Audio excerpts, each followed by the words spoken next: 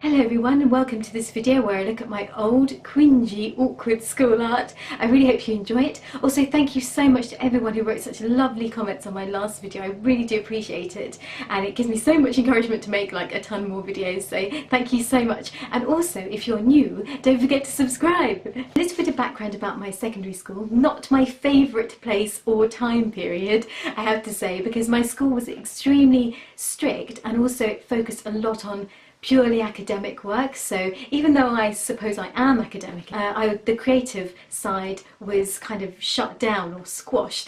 So any time that there was art, I was excited at first because I thought, yeah, this is the chance to, like, you know, really stretch my creativity. Art, music, drama I used to really enjoy at first, but unfortunately because the school was so strict, it was pretty restrictive. You couldn't really just express yourself and be free. It didn't normally stray too far from the walls of the confines of the school. This piece that I'm about to show you is pretty dark. I feel like I was maybe slightly influenced by kind of Caravaggio at the time, but I would say it was only to a small extent. In fact, generally speaking, the art education was not that good. Quite often you were just given the topic and then just left by yourself in this cold, freezing cold room where you were sitting there sort of shaking with, you know, cold and fear, and while the teacher would come and inspect your work over your shoulder.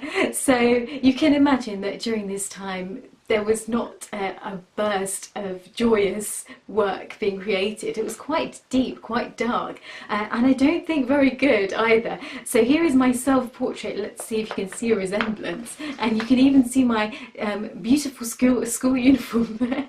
The most itchy uniform on earth. It's like a woolen material.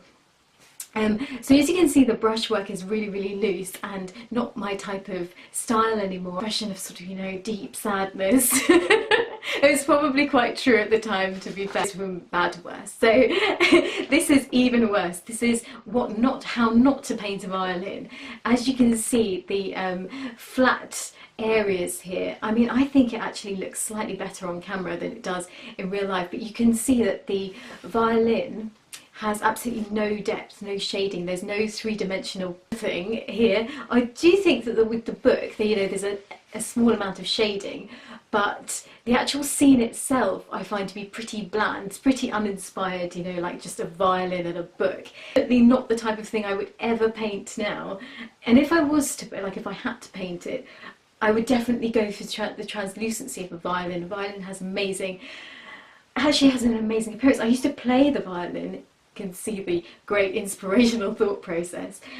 That was a paperweight that I believe that's a dictionary there. So painting a dictionary is obviously when you've just run out of ideas. And so last but not least, this was actually my exam finished work, and I don't know if you can see, I'm just going to pull back here so you can see. So this is obviously a tree and a fence. You can see from the, oh dear. It's just about a flop, basically. So this is very much like, I feel it's just so generally impressionistic that it could be any artist. Like, there's no distinct style. It's just one of those loose tree paintings you could see anywhere in maybe a book or you know, maybe the bin. I don't know. I think more likely the bin. So really hope you enjoyed this video, and I'll see you guys again very soon. Thank you so much for watching.